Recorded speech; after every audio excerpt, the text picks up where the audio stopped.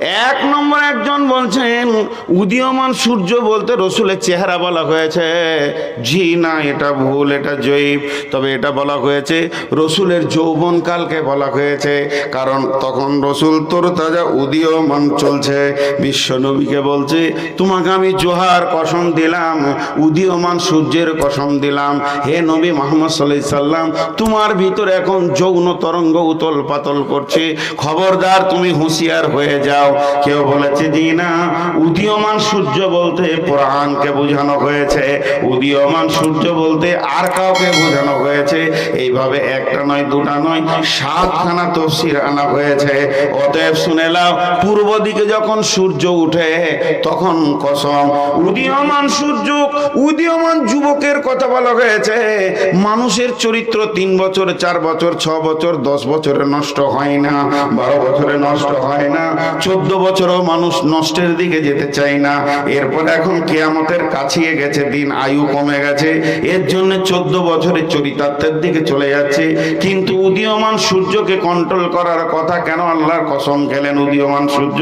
তার মানে সারা বিশ্ব যুবকদেরকে বলছে, হে যুবকের দল, এখন তোমার ভিতরে যেমন সূর্যের তাপ তোমার গায়ে লেগেছে, তেমনি তোমার গায়ে যৌন তরঙ্গ এসে পৌঁছে গেছে। এই অবস্থায় তোমার ব্রেককে তুমি মজবুত করো। যদি তোমার ব্রেক না মজবুত হয়, তাহলে তোমার চরিত্রে যদি একবার লাল দাগ লেগে যায়, তাহলে তুমি সারা জীবনের মতো কলঙ্কিত হয়ে গেলে। যত যুবক আমরা বসে আছি সব যেন উদীয়মান সূর্য রয়েছে। হে উদীয়মান সূর্যের দল, তোমাদের গায়ে এখন তাপ এসে গেছে। এই তাপটা সূর্যের তাপ নয়, এটা হলো যৌবনের তাপ। ওই আমার বেটির দল, যারা আমার পেটের বেটি, তাদের আমি আব্বা বলছি, এখন তোমরা যুবতীর দল, তোমাদের গায়ে তাপ এসে গেছে। তাপ এসে গেছে মানে এখন তুমি উদীয়মান সূর্য, পৃথিবীকে তুমি আলো দেখাবে, তুমি পৃথিবীতে মা হবে, আর পৃথিবীর বুকে তুমি সুন্দরী আল্লাহওয়ালি হবে। তবে তোমাকে এখন জিন্দেগিটাকে কন্ট্রোল করতে হবে, অতি ব্রেক করতে হবে। তোমার উদীয়মান দাপন, তোমার উদীয়মান যে দাপটরা রয়েছে, এটা লুচ্চারা চুষার জন্য রেডি হয়ে আছে। পৃথিবীর বুকে 1000 কোটি লুচ্চা রয়েছে তোমার উদীয়মান তরঙ্গকে ঠান্ডা করার জন্য। হে যুবতের দল, এর জন্য আল্লাহ জোহার কসম খেয়েছে। জোহা শব্দের ভিতরে সারা বিশ্বের যুবক যুবতীদেরকে বোঝানো হয়েছে। শুধু এই পর্যন্ত নয়, আমাদের গ্রুপ লিডার নবী মুহাম্মদ সাল্লাল্লাহু আলাইহি সাল্লামকে আল্লাহ থের দিয়ে বলেছেন, হে উদীয়মান যুবক, এর জন্য আল্লাহ তাবারাক ওয়া তাআলা জোহার কসম খেয়েছেন। এরপরে দ্বিতীয় কসমটা আল্লাহ বলছেন, ওয়াল্লাইলি ইযা সাজা, ওয়াল্লাইলি ইযা সাজা, এবং চলমান রাতের কসম করে বলছি। মাগরিবটাকে চলমান রাত বলা যাবে না, মাগরিবের কিছুক্ষণ সময় পেরিয়ে যাবে, যেই এশাটা শুরু হবে ফজর পর্যন্ত এটা চলমান রাত। চলমান রাতের কেন কসম খেলো আমার আল্লাহ? এই সময় মানুষের চরিত্র চুরি, ডাকাতি, বেঈমানি, লুচ্চামি আর আপনার কিনা যত রকম আছে নোংরামি, চলমান রাতে মানুষ বেশি করে। দেখেন জুয়ার আড্ডা বসে, মেলা বসে, মেয়ে নাচানো থেকে নিয়ে সমস্ত গান বাজনা রাতের গভীরে হয়। এই জন্য অনেক বড় বড় আলেমদের মত হচ্ছে, জালসা দিনে করো, রাতে করিও না। রাত হচ্ছে দুষ্টদের জন্য সময়, রাত হচ্ছে বেঈমানদার চরিত্র নোংরাদের সময়, রাত শয়তানের দাপিয়ে বেড়ায়। আর রাত মানেই কিছুই দেখা যাবে না, আর দিন মানে হলো প্রকাশ। এর জন্য ইসলামকে দিন বলে ডাকা হয়েছে। দিন মানে আলো, এর কোরআনের ভিতরে রয়েছে আলো। তোমাদের জিন্দেগির অনুষ্ঠান হবে আলোতে, রাতেতে হবে না। এগুলো তথ্যবহুল কথা। রাত্রিবেলায় যখনই তুমি ঘর থেকে যুবতীকে বের করে দেবে, তখন জেনে নাও নদীর ধারের গাছের যে অবস্থা হবে, কখন ধসে পড়বে সে জানে না। নদীর ধারের বাড়িঘর যেমন ভাঙনে চলে যায়, তেমনি তোমার চরিত্র ভাঙনে কখন চলে যাবে। একটা ছেলে ভালো, ভালো তো ভালো, 8-এ ভালো, 9-এ ভালো, 10-এ ভালো, 11-এ ভালো, আবার 11-এ 12-এ পড়তে পড়তে হঠাৎ শোনা গেল ছেলেটি বিয়ে করতে চাইছে এমন একটি মেয়েকে, যেটা তার মা বাপ মানছে না। আমি জানতাম ভালো, ছেলেটা গাঁওয়ালা জানতো ভালো, হাজি সাহেব জানতো ভালো, মসজিদ জানতো ভালো, ইমাম জানতো ভালো, তার মা জানতো ভালো, বাপ জানতো ভালো, গাঁওয়ালা জানতো ভালো, পাড়াওয়ালা জানতো ভালো, যখনই শোনা গেল অমুক মেয়েকে বিয়ে করার জন্য প্রস্তুতি নিয়ে নিয়েছে, মা বাপের কথা শুনছে না, তখনই বোঝা যাচ্ছে যে এ রাত্রিবেলায় কাজ খারাপ করে ফেলেছে।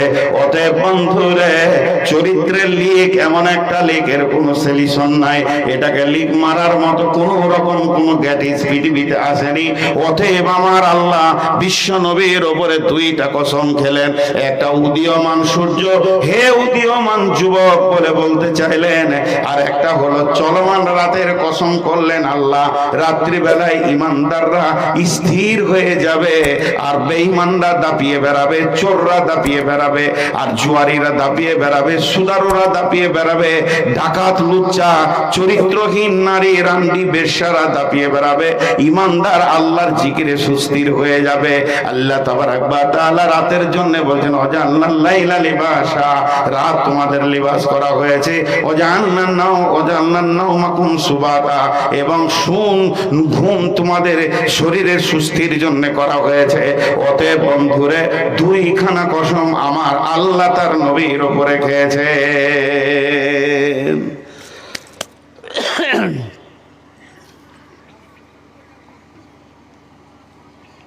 কমিটি কিছুই বলছে না যে কতক্ষণ চালাইতে হবে, খালি চুপ করে বসে আছে। ও, আমার ধৈর্য নেই।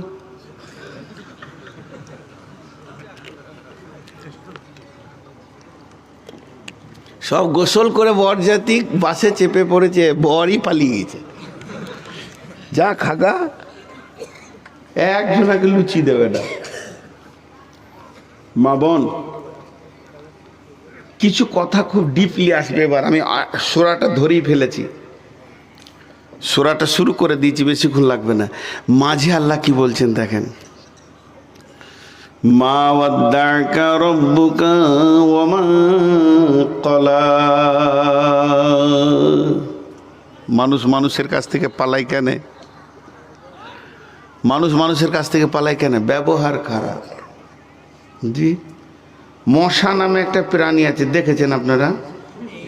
দেখেননি? ড্রেনের পাশে বসবেন, খালি গা খুলে দিয়ে ও নিজে এসে দেখা করে যাবে।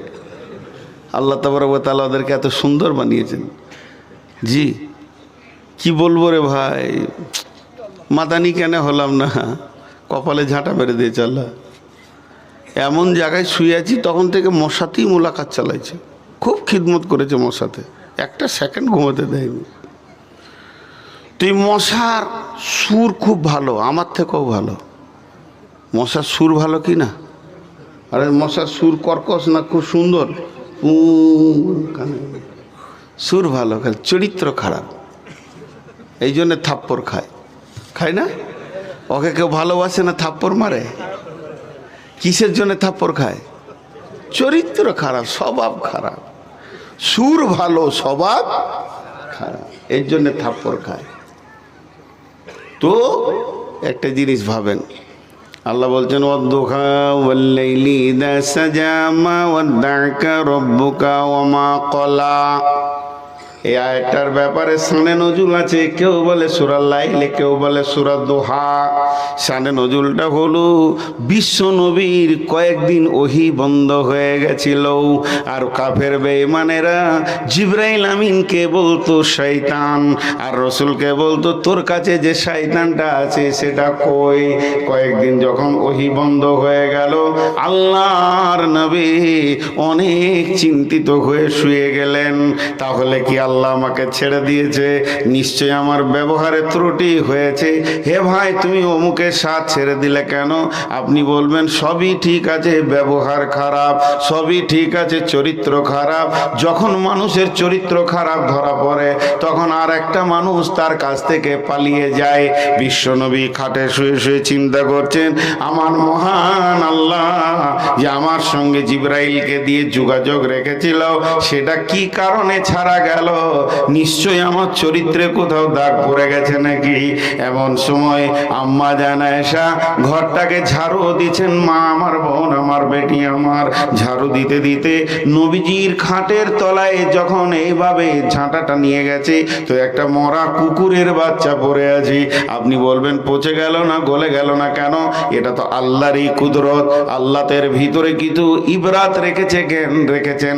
আল্লাহ তাকে ওই অবস্থায় রেখেছেন, আল্লাহ পারবেন। ওই যখন ওই কুকুরের বাচ্চাটাকে আম্মা জান আয়েশা ঝাড়ু দিয়ে ময়লা দিয়ে ছুঁড়ে ফেলে দিলেন, সঙ্গে সঙ্গে জিবরাইল আমিন এসে বলছেন, মা ওয়াদ্দাকা রব্বুকা ওয়া মা ক্বালা। নবী হে, আপনার ওপরে আপনার রব নারাজ হয়ে যায়নি এবং আপনাকেও ছেড়ে দেয়নি। ওই কুকুর থাকার কারণে আমি আসতে পারছিলাম না। যে ঘরে কুকুর থাকে আল্লাহর রহমতের ফেরেশতা সে ঘরে যাই না। কার কার ঘরে কুকুর আছে? হাত তুলেন। মাশাআল্লাহ, কুকুর পুষেছেন নাকি? কটা করে আছে? 4-5টা আছে নাকি? আমি একবার শিলিগুড়িতে একটা মজার জিনিস দেখেছি। একটা মেয়ে ফুল প্যান্ট পরে ওই লোহার ঠেলা, দোলনা, ট্রেচার, ওর উপরে বাচ্চাটাকে শুয়ে দিয়েছে, দিয়ে ঠেলে ঠেলে সকালবেলায় মর্নিং ওয়াক করছে, আর কুকুরটাকে কোলে নিয়েছে। আমি মনে মনে ভাবলাম, হায় রে কুকুর রে, যার মায়ের কোল সে লোহার খাঁচায় শুয়ে রয়েছে, আর কুকুরের বাচ্চা কোলে চেপে আছে। তো কুকুরটাকে ফেলে দিল, তো জিবরাইল আমিন এলো। মানুষের কাছ থেকে চলে যায় কেন? চরিত্রের দোষে। ভাবতে হবে আমার কোনো ত্রুটি আছে, এত লোক আমার কাছ থেকে চলে গেছে কেন, সমাজ চলে গেছে কেন, আমাকে ভালোবাসছে না কেন। মানুষ যখন মুখ খুলে দেবে তার চরিত্রটা তখনই ভেসে উঠবে। দেখতে সুন্দর, সব কিছু ঠিক আছে, মুখের ভাষাতে মানুষ সরে চলে যাবে। এর নাম হলো চরিত্র। এরপরে চলেন, আল্লাহ তাবারক ওয়া তাআলা তার নবীকে একটা উপদেশ দিয়েছেন। এই উপদেশটা আমরা সকলেই মেনে নিব। এটা হলো সব থেকে বড় রিপিয়ার, বড় সলিউশন, বড় গ্যাটিজ। যদি চরিত্র ঠিক রাখতে হয়, এই জায়গাটা ঠিক রাখতে হবে। সেটাকে ওয়ালাল আখিরাতু খায়রুল লাকা মিনাল উলা। নবী হে, আপনার আখেরাতটা দুনিয়া থেকে অনেক বেশি দামি। নবী হে, আপনার আখেরাতটা দুনিয়ার থেকে বেশি দামি।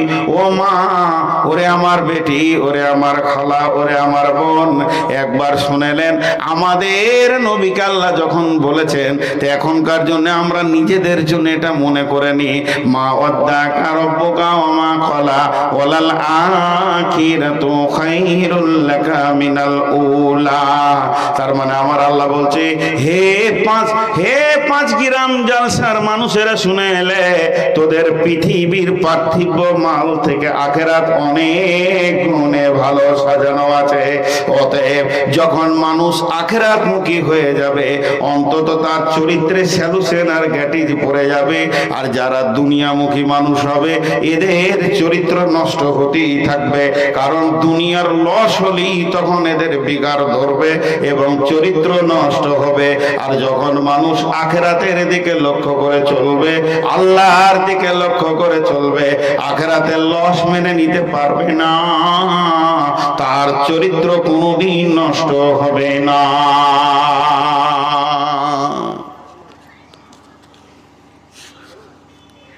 এবার একটা মজার কথা শোনাবো, কৌতূহল। বিশ্ব নবীরও আমাদের মতো মানুষ দিল ছিল, দিল। মানুষের যতগুলো অভ্যাস আছে ততগুলো ছিল। হাজি ভাই, এখন আমি বায়ান করছি খুব ধ্যানের সঙ্গে। একটা ছেলেকে বললাম পানি দিস না, আর একজনকে বললাম খবরদারে গেলে বিলি করবি না, ঠিকই আছে মানলাম, কিন্তু এতে আমার অসুবিধা হচ্ছিল তাই বললাম। কিন্তু তার থেকে বড় অসুবিধা কি জানেন? খালি কমিটির সেক্রেটারি আসুক, আমি বায়ান করছি সুন্দর করে, আমার কানে এসে ফুসফুস করে বলবে, মৌলানা সাহেব আপনি জালসা থেকে নামেন, আপনাকে একটা মজার জিনিস দিব, এমন জিনিস দিব আপনি খুশি হয়ে যাবেন, আর জালসার লাইন ঠিক থাকবে না। কি দিবে, কি দিবে, কি দিবে, কি দিবে, বিজ্ঞান নেই। এটা মানুষের অভ্যাস। আর এইটাই আল্লাহ তার রসুলকে বলেছিলেন, রে বাবা কই এই ছেলে শোন, কোট এগোটাকে নিয়ে যা, একটা চেয়ার লে দাও, পেছনে বসগা, যা যে যাবে দিবি, তুমি ওখানে বসে থাকো বাবা, যাও, দরকার আছে প্রচারের, ওই যেখানে পানিগুলো আছে ওখানে বসে থাকবে, একটা চেয়ার নিয়ে যাও যেন দেখতে পাই যে তোমার কাছে ওটা আছে, আর যারা যাবেন একটা করে নিয়ে যাবেন, চেয়ার নিয়ে যাও শোনা, ওখানে চেয়ার আছে, আছে আচ্ছা। এবার দেখেন আপনারা আমার দিকে খেয়াল করেন, কাকে এত মশা ধরেছে রে, না আমি যাবো মশা কটা মেরে দিয়ে আসবো, স্প্রে করবো, হ্যাঁ মশার নাম বলাতে পটাশ পটাশ করে মেরিয়ে গেছে, আজীব ব্যাপার, এ খেপা লড়ি দিস না বলে ভাগ্য মনে পড়াইলি, তখন তো এই খালি বাজ পড়েই যেতে পেছনে, আজীব ব্যাপার। আচ্ছা আপনাদের বিরক্ত লাগছে নাকি?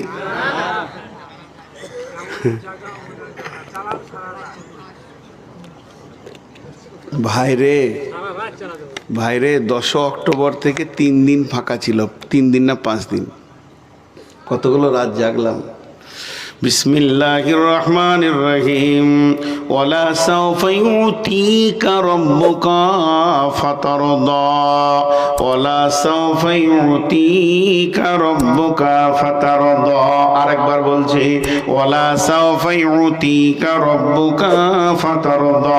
জিবরাইল বলছেন, নবী হে আমার আল্লাহ তোমাকে অতি সত্বর এমন একটা জিনিস দেবে, তুমি খুশি হয়ে যাবে। কি দেবে এটা বললে না, এবার বলেন কৌতূহল বাড়বে কি বাড়বে না? আরে হ্যাঁ না বলে না, ভিতরটা উতল পাতল করবে কি করবে না? কি দিবে কি দিবে কি দিবে, তো এই জায়গাটা খালি একটু খেয়াল করেন, অতি সত্বর তুমি খুশি হয়ে যাবে। আমি যদি কি দিয়েছে কি দেয়নি এটা আমিও পেন্ডিং রেখে দিলাম, এখন আপনারা চুপ থাকবেন, এটা যদি আমি বলতে ভুলে যাই তো অন্তত আপনারা মনে পড়িয়ে দেবেন রসুলকে কি দেওয়া হয়েছিল, ওইটা আমি আপনাদেরকে বলবো। অনেক তফসিরে খুঁজে সেটাকে পাওয়া গেছে যে আল্লাহ দিব বলেছে, দিল কি দিল না এই বিষয়টা শেষে বলবো। এখন রসুলের ভিতরে কৌতূহল উঠে গেল। জি ভাই, কখনো কখনো ছোট ছেলেকে কাজ করায় টাকা দিয়ে, করায় কি করায় না? হ্যাঁ, আমার ভাইপো আছে, আমার ভাগনা আছে আমার গ্রামে, তো আমার ভাইপো ভাগনাদেরকে আমি কাজ করাচ্ছি পয়সা দিয়ে, ছোট ছেলে 10 টাকা দিব দৌড়বেও। জি, আপনাদের মসজিদের ইমাম আমার ভাগ্নে, নিজের ভাগ্নে, তো ওকে ডেকে বলছি, শোন তো এদিকে আয় তো রে বাপ, আমি জলসায় চলে এসেছি, তুই হাট বাজার কটা করে তোর মামিকে দিবি, 20 টাকা দেবো। ছোট ছেলে 20 টাকা দিব, 50 টাকা দিব। তো ও তখন মনে মনে করছে দিবে কি দিবে না, মানে টাকাটা আগে দেখ, হাট হোক আর না হোক, কথাটা বুঝতে পেরেছেন কিনা?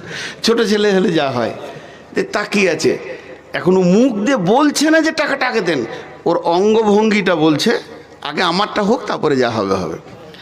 তো ওর মুখ পানে তাকে আমি আইডিয়া করলাম যে খুব গোলমাল হচ্ছে মনে হচ্ছে, তখন ওকে আমি শাসন করছি, কি বলে, তোকে আমি জালসার দিন 100 টাকা দিয়েছি, ঈদের দিন 50 টাকা দিয়েছি, আবার কোরবানির দিন তুই 100 টাকা নিলি, তোর বোনের বিয়ের দিন 50 টাকা দিয়েছি, অমুক দিনে তোকে 20 টাকা দিয়েছি।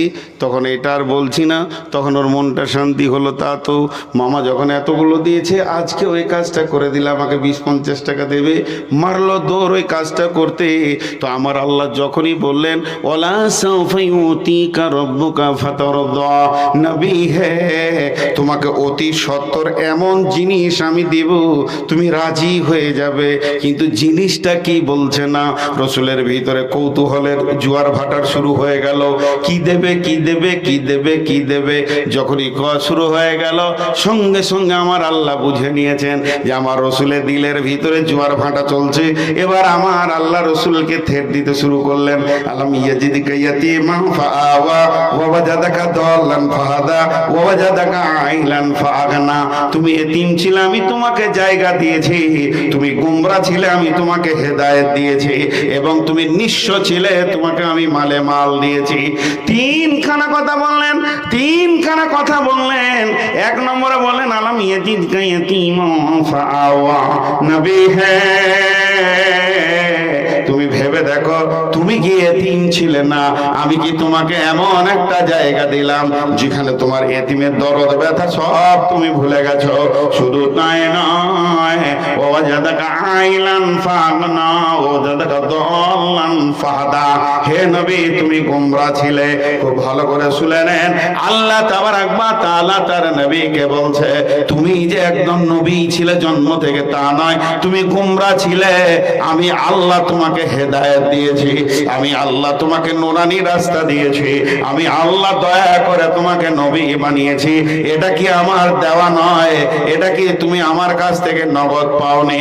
ওয়াজাদাকা আইলান ফাগনা। হে আমার নবী, তুমি বিশ্বের বুকে নিঃস্ব অবস্থায় এসেছো, মা নাই বাপ নাই, তুমি এতিম।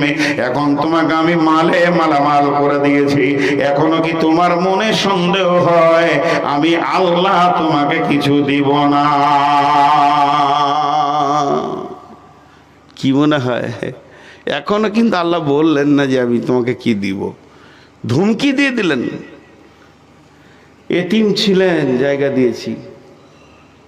এখন তিনটে তফসির এখানে বলছে আল্লাহর দান হচ্ছে তিনটে। একটা হচ্ছে আজওয়াজে মুতাহারাত, একটা খাদিজা নিজে একা আজওয়াজে মুতাহারাত, আর আরেকটা হচ্ছে আসহাবে মাজমাইন। জি, এগুলো আল্লাহর দান। এটা একটু তফসির করলে বুঝতে পারবেন। মা বোন, এবার মেয়েদের অনেক কথা আসবে, আপনারা ধ্যান দিয়ে শুনবেন, যে না হেদায়েতের নূর পাবেন। চরিত্র কাকে বলে দেখেন। বিশ্বনবীকে আল্লাহ বলছেন, হে নবী, তুমি একবার ভেবে দেখো, মাকামে আবুয়ায় যখন তোমার মা মারা যায়, আব্বা তো তুমি মায়ের পেটে তখন মারা গেছে, ওখান থেকে উম্মে আইমান একটা বাঁধি তোমাকে মক্কা মুকাররমায় পৌঁছালো। কিন্তু আবু তালেব সব থেকে কম আযাবে জাহান্নামে থাকবে। আবু তালেব, হে বিশ্বের মুসলমান, আপনারা আবু তালেবকে গালি দিয়েন না, যদিও সে জাহান্নামে যাবে। আবু তালেবের কাছে বিশ্ব মুসলমানদেরকে কৃতজ্ঞতা প্রকাশ করতে হবে। কেন কৃতজ্ঞতা প্রকাশ করবে? সে নিজে বেঈমান, কিন্তু আমাদের নবীকে তিনি মানুষ করেছেন, কত ভালোবাসতেন। আবু তালেবের 2-3টে কথা যদি তুলে ধরা যায় তাহলে বোঝা যাবে বিশ্ব নবীকে তিনি কত ভালোবাসতেন। কাবাতে তিনি ঠেস দিয়ে বসে আছেন, আবু তালেবের নিজের সন্তান হযরতে আলী তার জায়গায় বসে আছে। এমন সময় বিশ্ব নবী হেঁটে আসছেন, আর নবীজিকে দেখার পর নিজের সন্তানটাকে মাটিতে নামিয়ে দিয়ে এতিম মুহাম্মদকে কোলে বসিয়েছেন। এর নাম হলো আবু তালেব। বিশ্বনবী খেলার মাঠে গেছেন, শিশুদের সঙ্গে তিনি খেলা করছেন। তিনি শিশুদের সঙ্গে দৌড়ঝাঁপ খেলতে খেলতে সন্ধ্যা হয়ে গেছে। যতগুলি শিশু খেলার মাঠে ছিল তাদের মা আর আব্বা ডাক দিয়েছে, আব্দুর রহমান বাড়ি আয়, আব্দুর রহমান, আবুল কালাম বাড়ি আয়, আব্দুর রহিম বাড়ি আয়। সমস্ত শিশুরা বাড়ি চলে গেছেন, কিন্তু নবী মুহাম্মদ একা দাঁড়িয়ে আছেন। আবু তালেব গিয়ে বলছে, ও বেটা মুহাম্মদ, বাড়ি আয় বাবা, সন্ধ্যা হয়ে গেছে। দৌড়ে এসে বিশ্বনবীর পা ধরে, বিশ্বনবী আবু তালেবের চাচার পা দুটি জড়িয়ে ধরে বলছেন, কেঁদে ওপর দিকে মুখ করে বলছেন, ও চাচা, আমার যতগুলো সাথী ছিল পৃথিবীর বুকে, তাদের আব্বা মা তাদেরকে নিয়ে চলে গেছে। ও বিশ্ব দয়ার নবী, ও আমার চাচা, আপনি বলেন এই পৃথিবীতে কি আমার আব্বা মা বলে কেউ নাই? আবু তালেব কোলে তুলে নিয়ে গালে চুমা দিয়ে বলেছেন, ও বেটা মুহাম্মদ, আল্লাহ আমি আবু তালেবকে তোমার মা বাপ বানিয়েছে। যেদিন বিশ্বনবী রক্তে রঞ্জিত হয়ে তায়েফের ময়দানে বেহুশ হয়ে পড়ে আছেন, সেদিন বিশ্বনবীকে এই কথা বলার মতো কেউ ছিল না, সাহস দেওয়ার মতো। আবু তালেব বলেছিলেন, ও বেটা মুহাম্মদ, তুমি একবার বলো কে তোমাকে মেরেছে, শুধু নামটা বলে দাও, আমি তোমার চাচা কথা দিলাম তার বংশ বুনিয়াদকে আরবের মাটিতে রাখবো না, এখান থেকে উচ্ছেদ করে দিব। দিব, আমার এতিম ভাতিজার গায়ে কে হাত দিয়েছে? তো আমার আল্লাহ বলছেন, হে মুহাম্মদ, তোর তো মা ছিল না, আব্বা ছিল না, আবু তালেবের হৃদয়টাকে, আবু তালেবের দিলটাকে তোর দিকে এইরকম কে করে দিয়েছিল? এটা আমার দেওয়া উপহার ছিল। শুধু তাই নয়, হযরতে আবু বকর, হযরতে উমর, ওসমান, আলী, আবু জার, হুযায়ফা, আবু জাবের, জুবাইর, হযরতে হানজালা, হযরতে তালহা, হযরতে আব্দুল্লাহ জুলবাদাজাইন, এই যে এতগুলি সাহাবী আমি তোকে দান করেছিলাম, তারা নিজের হৃদয় থেকে, নিজের জান থেকে তোকে ভালোবাসতো।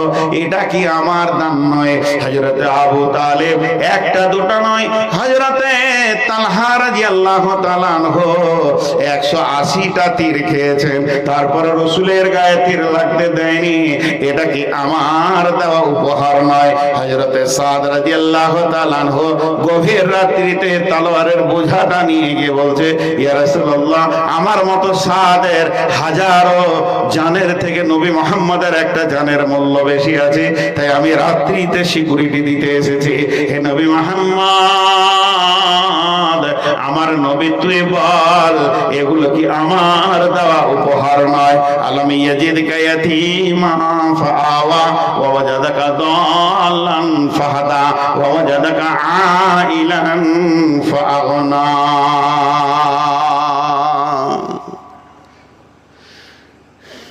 যদি কারো ঘর জোয়ার মনে ইচ্ছা হচ্ছে, আমি নূর মোহাম্মদ বলবো 10টা মিনিট টাইম দেন, দুটি ঘটনা আপনারা শুনে যান।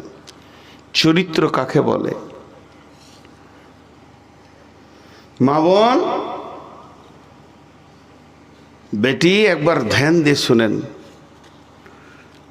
আবু তালিব রসুলকে কত ভালোবাসতেন। খালি যার সঙ্গে দেখা হচ্ছে আবু তালেব খালি বলছে, একটা কাজ দেখে দাও গো, একটা বউ দেখে দাও। একটা জিনিস আপনাদের কাছে জমা রেখেছি, মনে আছে? কি বলেন তো? রসুল কি পেয়েছে কি পায়নি সেটা বলবো। আল্লাহ যে দুবো বলেছে মালটা বলবো। এখানটায় যে কি তত্ত্ববহুল কথা আল্লাহ বলেছেন। তো আবু তালিব যার সঙ্গে দেখা হয়, আমাদের যেমন ছেলে মেয়ে একটু বড় হলেই বন্ধু বান্ধবের সঙ্গে দেখা হলে, ভাই একটা মেয়ে দেখে দেন, ভাই একটা ছেলে দেখে দেন, মেয়েটার বিয়ে দিব। ঠিক আবু তালেব যার সঙ্গে দেখা হয়, একটা কাজ টাজ নাই গো, আমার ভাতিজাটাকে মানুষ করলাম কষ্ট করে, একটা কাজ আর একটা মেয়ে হলেই হয়ে যাবে, বাস আমি দায় খালাস, বিয়েটা দিয়ে দিব আর কাজ টাজ করে খাবে, এবার ও আর আল্লাহ আর দুনিয়া চালাবে। একজন বলছে কাজ আছে, একটা মহিলার কাছে কাজ আছে। মহিলাটার নাম হচ্ছে খাদিজা, বড় সম্ভ্রান্ত ফ্যামিলির মেয়ে। ওর একটা স্বামী তালাক দিয়েছে, একটা স্বামী মারা গেছে, আর ওর ব্যবসা, ওর মহাজান, ওর কাছ থেকে আরবের অনেক ছেলে ব্যবসা করে, যা লাভ হয় একটা ভাগাভাগি। তো আপনি যেতে পারেন, আপনি যেতে পারেন। আবু তালেব বলছে, এ বেটা মোহাম্মদ রে, চো বেটা, একটা কাজের খবর পেয়েছি, দেখি তোকে কোনো রকম এখানে কাজে লাগানো যায় কিনা। সিধা খাদিজার বাড়ি গেল। জহুরির মুখে শোনা, বুঝতে পেরেছেন? জহুরির মুখে যদি কেউ সোনা নিয়ে গিয়ে যদি বলে যে ভাই এই তামাটা দেখো, তো বলে তামা লয় রে খেপা, সোনা। খাদিজা কে ছিলেন? হাফিজা ছিলেন। কিসের? কোরআনের লাই, তওরাতের হাফিজা ছিলেন এবং তর্জমা তফসির সহ হিফজ ছিল। আর ওর সামনে নবী মোহাম্মদ পড়ে গেছে, একদম যুবক। বলেন ও কি বুঝবে? তো তৌরাতে পেয়েছে যে একজন নবী আসবে, আখিরি নবী, তার চেহারাটা কেমন হবে, তার চলন কেমন হবে। খাদিজা ওর দিকে খালি তাকিয়ে আছে, এইটাই নাকি রে? আবু তালেব গিয়ে বলছে, বা খাদিজা, শুনলাম নাকি তুমি বিজনেসি ছেলে পিলেদের কাজে লাগাও। ওই যে ছেলেটা দেখছো, এটা আমার ভাতিজা।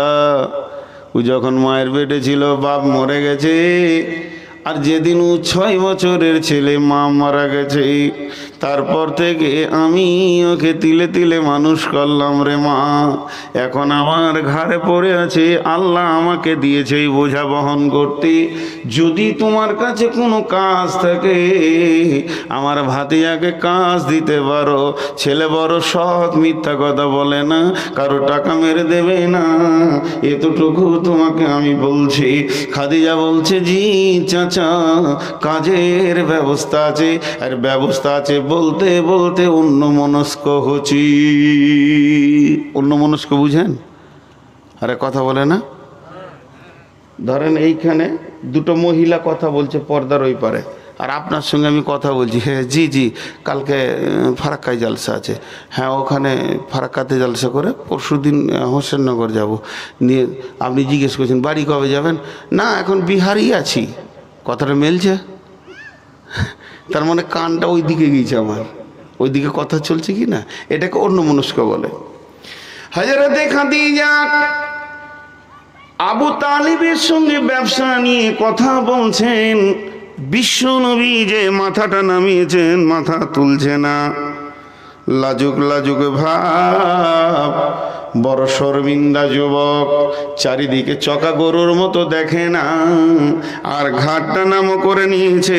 নবীজির চুলগুলো ঘুমড়ো ছিল, নবীজির চেহারা উজ্জ্বল বর্ণ ছিল। আম্মা জান আয়েশা বলেছেন, যেসব মেয়েরা আপেল কাটতে গিয়ে ইউসুফকে দেখে আঙ্গুল কেটেছিল, ওই মেয়েগুলি মিশরের যদি আমার নবীকে হাবিবকে দেখতো, কলিজা কেটে দিত, টের পেত না। তিনার অভ্যন্তরের সৌন্দর্য এত ছিল, তো দয়ার নবী মাথা নামো করে আছেন। আর এদিকে খাদিজা আবু তালেবের সঙ্গে কথা বলছেন, একবার করে রসুলের দিকে তাকাচ্ছেন, আর মনে মনে ভাবছেন, তৌরাতে যেমন যেমন ব্যবহারের কথা বলা হয়েছে, তৌরাতে যেমন যেমন চেহারার কথা বলা হয়েছে, আখিরি নবী মনে হয় যেন এই ছেলেটাই হবে। আর এদিকে খাদিজা বুঝতে পারছে হালকা হালকা, কিন্তু এখনো পরিষ্কার হয়নি। হযরতে নবী মুহাম্মদ সাল্লাল্লাহু আলাইহি সাল্লামের বিজনেস রেডি হয়ে গেল। খাদিজা বলল, ঠিক আছে, ওর সঙ্গে আমার বিজনেস পার্টনার হবে, ও আমার কাছ থেকে মাল নিয়ে বিক্রি করবে, লাভ যা হবে একটা অংশ ভাগাভাগি হয়ে যাবে, কালকে পাঠিয়ে দিন। নবীজি গেলেন, কাজ করার জন্য দাঁড়িয়ে আছেন। হযরতে খাদিজা কাপড় দিয়ে দিল। যতগুলি কাপড় ব্যবসায়ী আছে কাউকে গোলাম দেয়নি, কিন্তু নবী মুহাম্মদ সাল্লাল্লাহু আলাইহি সাল্লামকে একটা কাপড়ের বোঝা তৈরি করার পর হযরতে খাদিজা বললেন, রে মাইসারা, তুমি কাপড়কে বহন করবে, এই লোকটাকে কাপড় বহন করতে দেবে না।